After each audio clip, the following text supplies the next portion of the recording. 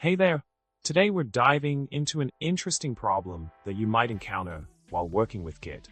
The problem at hand is related to collecting a dataset of merge conflicts based on programmatic command line interactions. The current heuristic being used is to identify merge commits where at least one file has the status of indicating modifications during the merge. However, this alone is not sufficient to pinpoint the exact subset of commits with conflicts. The challenge lies in retrospectively identifying merge commits where conflicts occurred without resorting to a costly trial-and-error approach. This is where we need a more convenient solution to streamline the process. Let's talk about the solution to this problem. By using the command git show remerge diff commit, we can investigate a merge commit more conveniently. If the output does not display any conflict markers, it means the automatic merge process did not encounter conflicts.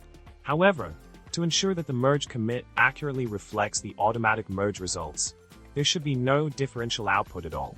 Keep in mind that in case of an evil merge, additional changes introduced would be visible in the diff output. While this method provides a quicker way to evaluate merge conflicts, the same approach does not apply to cherry-pick commits.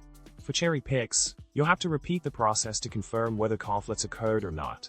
To wrap things up, we've explored a method that offers a more convenient, but not necessarily less costly way to identify merge commits with conflicts in Git.